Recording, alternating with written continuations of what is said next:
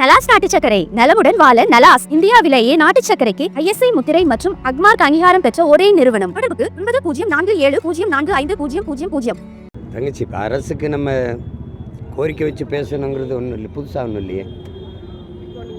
அந்த கோரிக்கையே அவர் முன் வச்ச கோரிக்கை தான். நாங்கள் ஆட்சிக்கு வந்தால் அதை நிறைவேற்றுவோம்னு 4.5 ஆண்டுகள் பொறுத்து இருந்து தான் நம்ம மக்கள் இப்போ வந்து சாலையில் வந்து வீதியில் வந்து உட்காந்து போராடுறாங்க. மிக மிக நியாயமான கோரிக்கை. இவங்களை எடுக்கும்போது தனியார் கூலிகளாக எடுத்தீங்களா இல்லை அரசு பணியாளர்களாக எடுத்தீங்களா? கேள்வியாக தானே. எடுக்கும்போது சரி, இப்போ நம்ம இந்த துப்புரவு பணியாளர்கள் எல்லாரையும் நம்ம தனியாருக்கு கொடுத்துட்றோம், ஒரு முதலாளிக்கு கொடுத்துட்றோம். இந்த கட்டடம் எதுக்கு, இங்கே இந்த மாநகராட்சி எதுக்கு, இதனுடைய வேலை என்ன?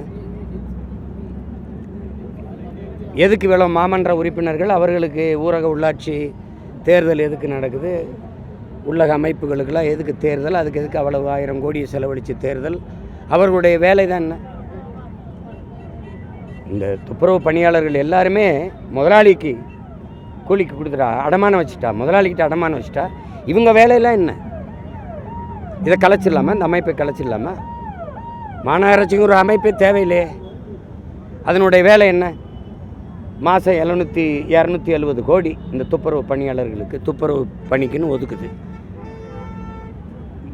அதில் மாதம் 30,000 சம்பளம் கொடுத்தா கூட நம்ம மக்களுக்கு 70 கோடி தான், 50 கோடி 60 கோடி தான் செலவாகும். மீதி 1 கிலோ குப்பைக்கு வந்து நீங்கள் 12 ரூபா போடுறீங்க. 1 கிலோ குப்பை இடுது. இந்த மக்கள் வச்சிருக்க கோரிக்கையில் ஏதாவது பிழை இருக்கா சொல்லுங்கள். ஒரு பொதுவான மக்கள் சொல்லுங்கள். நீங்கள் குப்பை எழுற மக்கள்னு நினைக்கிறீங்க. இது குப்பை எழுற மக்களின் பிரச்சனைன்னு பார்க்குறவன் தான் குப்பை. இது எவ்வளோ பெரிய கொடுமை நடக்குது பாருங்கள். 15-16 ஆண்டுகள் 17 ஆண்டுகள் அரசு பணின்னு செஞ்சுக்கிட்டு இருந்த மக்களை நீங்கள் முதலாளிகளுக்கு கூலிகளாக போங்க, அவங்களுக்கு அடமானம் கீழே இருந்து போய் வேலை செய்யுங்கன்னா, இப்போ அந்த முதலாளி கையிலேருந்து காசு கொடுத்து எடுப்பாரா? நீங்களே பாருங்கள். இந்த சென்னையை, தமிழ்நாட்டின் தலைநகர் சென்னையை தூய்மையாக வச்சுக்கொள்ளணும்னு ஸ்வீடன் முதலாளிக்கு ஏதாவது வேண்டுதல் இருக்கா? இந்த ராம்கிங்கிற நிறுவனம் எது, யார் அவர்? அவருக்கு சென்னையை துப்புரவாக தூய்மையாக வச்சுக்கணும்னு எதுவும் வேண்டுதல் இருக்கா? அவருக்கான ஒப்பந்தம் ஒரு மாதத்துக்கு 270 கோடினா 10 மாதத்துக்கு எவ்வளோ வருது? 2700 கோடி. 2700 கோடியை நீங்கள் அவருக்கு கொடுக்குறீங்க. அவர் இப்போ 23,000 வாங்கிட்டு இருக்க என் மக்களுக்கு 16,000 சம்பளத்துக்கு வாங்குறாரு. நான் மறுத்தா என்னை வெளியேற்றிட்டு வேற ஆளை ஒப்பந்த கூலியாக எடுப்பார்.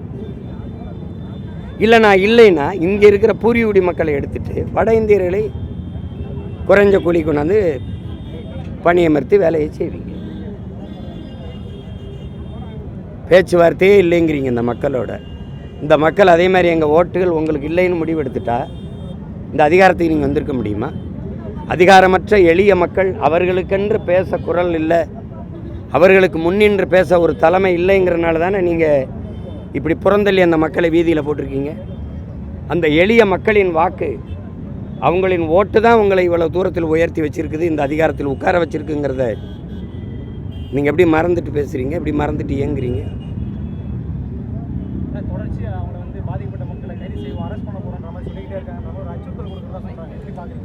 அதான் வேலை என்ன? இந்த மாமன்ற உறுப்பினர்களோட வேலை அச்சுறுத்துறது தான். போங்க, இல்லைன்னா நாங்கள் உங்களை கைது பண்ணுவோம், உள்ளே வைப்போம். இது மக்களின் ஆட்சியா, ரவுடிகளின் ராஜ்யமா? குண்டாஸ் ரூல். வேற என்னது?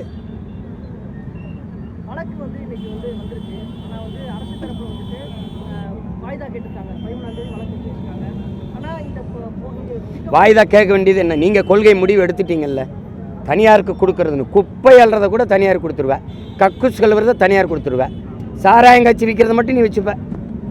இங்கே உட்கார்ந்து இருக்கிறதுலே சரிபாதிக்கு மேலே விதவை பெண்கள். அவங்க கணவர்லாம் இறந்தது காரணம் என்ன? எல்லாம் இளம் வயது பெண்கள் தானே. எல்லாம் குடி தான். இத்தனை பேர் தாலி எடுத்ததே நீ தான்.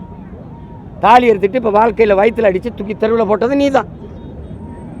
இவங்க அள்ளிய குப்பை அந்த பக்கம் கிடக்குது, குப்பையை ஆள்றவன் இந்த பக்கம் குப்பையாக கிடக்குறான். கேட்டால் நாங்கள் எந்த குறையும் சொல்ல முடியாமல் ஆச்சுங்கிறேன். இவ்வளோ பேர் வயிற்றில் பசியோடு கண்ணீரோடு நின்று கதறது காதில் விழலை. தங்கச்சி கேட்குறாங்க, என்ன கோரிக்கை வைக்கிறீங்கன்னு நீங்கள் கேட்குறீங்க. நாங்கள் வச்சா தான் அந்த கோரிக்கை உங்களுக்கு தெரியுமா? இவங்க கோரிக்கை என்னன்னு தெரியாது. இந்த துறை சார்ந்த அமைச்சர் ஏன் வந்து இந்த மக்கள்கிட்ட என்னன்னு கேட்கல?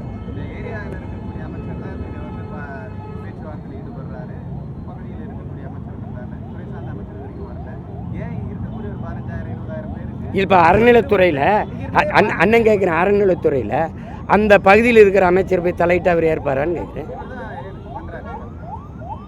அதுதான் யார் கையில்? ஐயா நேரு கையில் இந்த அமைச்சகம் இருக்கா, அந்த துறை இருக்கா? இதில் இவர்கிட்ட இருக்குதான்னு தெரியலையே. மேயர் வந்து பிரியாவா இல்லை ஐயா சேகர் பாபா தெரியலையே. என்ன பிரியாவுக்கு ஒரு டப்பிங் ஆர்டிஸ்டா? அந்த அம்மா நிற்கிது, நீங்களே பேசிட்டு இருக்கிறீங்க.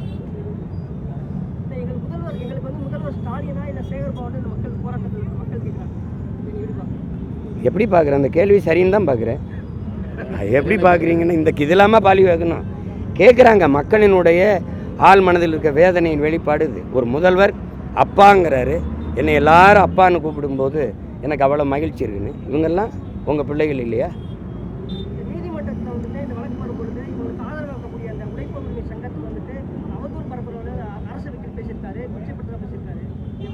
யார் பேசுகிறது? வேறு எப்படி பேசுவாங்க? இப்போ நீங்கள் மக்களை 10 நாளாக 11 நாளாக அந்த வெளி பொட்ட வெளியில் வந்து நீங்கள் மழையில் நனைஞ்சு கூட இந்த பெண்களுக்கு ஒரு கழிவறை வசதி இல்லாமல் இப்படி நின்று போராடுறாங்க. அவங்க என்ன கேட்டாங்க? எங்கள் எல்லாருக்கும் எம்எல்ஏ சீட்டு கொடு, இல்லை அப்படி கேட்குறாங்களா? நீங்கள் கொடுத்த வாக்குறுதியை நிறைவேற்றுங்கன்னு கேட்குறாங்க. 4.5 ஆண்டுகள் பொறுத்து சகிக்க முடியாமல் இந்த தேர்தல் வர்றதுக்குள்ளேயாவது நிறைவேற்றி கொடுங்கன்னு கேட்குறாங்க.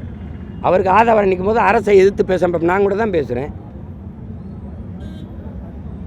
அவருக்காக உழைக்கும் மக்கள் உரிமைக்காக நிற்கிற தம்பி வழக்கறிஞர் பாரதி, அவர் மேலே அந்த மக்களின் குரலை தான் அவர் பிரதிபலிக்கிறார்.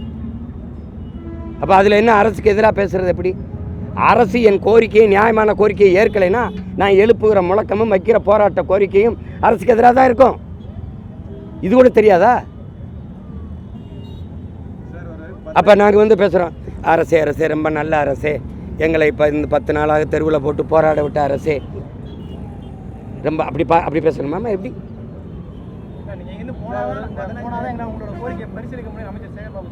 போனால் என்ன நடக்கும்? எங்கே போக சொல்கிறாரு? ஐயா சேகர் பாபு வீட்டுக்கு போயிடலாமா? எங்கே போகலாம்? அறிவாலயத்துக்கு போயிருக்கலாமா? அங்கே போயிருக்கலாமா? இருக்கும்போதே நீ ஏற்று பார்க்க மாட்டேற. மாநகராட்சி இந்த பில்டிங்கில், இந்த கட்டடத்து ரிப்பன் பில்டிங் முன்னாடி என்ன இங்கே தானே என்னுடைய அலுவலகம் தானே. அப்போ 15,000 பேருக்கு சம்பளம் போட முடியாத ஒரு மாநகராட்சி எதுக்குன்னு ஒரு கேள்வி இருக்குது. கிட்டத்தட்ட ஒரு 5,000 கோடிக்கு மேலே வரி வசூல் செய்யக்கூடிய ஒரு மாநகராட்சி ஆண்டுக்கு ஏன் உங்களால் சம்பளம் போட முடியல? அப்புறம் எதுக்கு இந்த மாநகராட்சின்ற ஒரு கேள்வி முன்வைக்கிறாங்க மக்கள். நானும் அதை தான் வைக்கிறேன். நான் தான் வச்சேன் முதல்ல. அதில் என்ன அந்த கேள்வியில் என்ன தவறு இருக்குன்னு சொல்லுங்கள் தம்பி. நீங்களே சொல்லுங்கள். இவ்வளோ பெரிய கட்டடம், இதுக்கு ஒரு நிர்வாகம், அது யாரை நிர்வகிக்க? ஒரு 20 IAS ஆஃபீஸர் இருக்காங்க.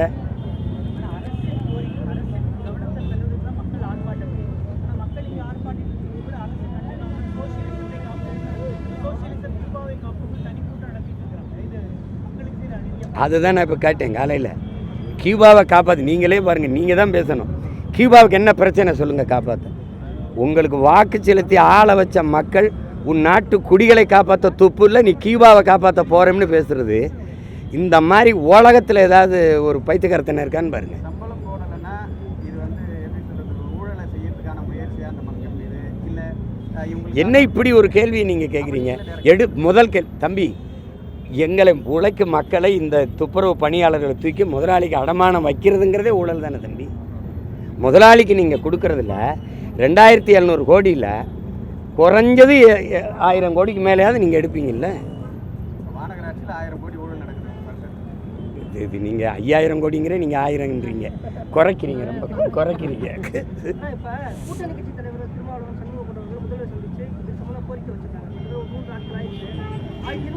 அதுவே நான் உங்ககிட்ட கேட்குறேன். இப்போ கூட்டணி கட்சி தலைவர்கள் போய் கோரிக்கை வச்சு இந்த பிரச்சனையை கொண்டு போகிற அளவுக்கு தான் முதல்வர் இருக்காரா? அவருக்கு தெரியாது.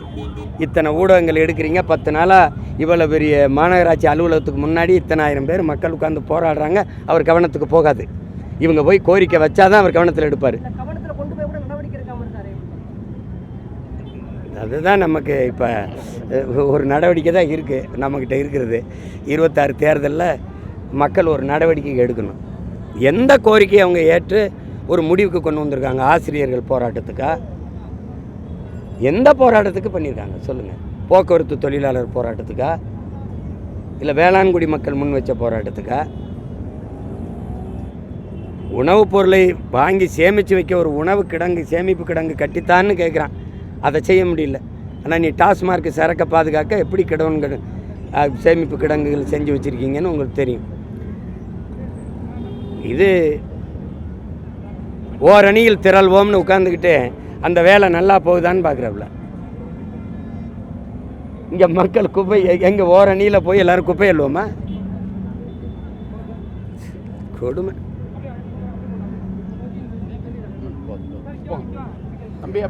இதை ஒரு முடிவுக்கு கொண்டு வரணும். இல்லைன்னா மக்கள் போராடிக்கிட்டு இருக்கிற வரை எங்களுக்கு வேலை, நாங்கள் மக்களோடே நின்றுட்டு இருப்போம்.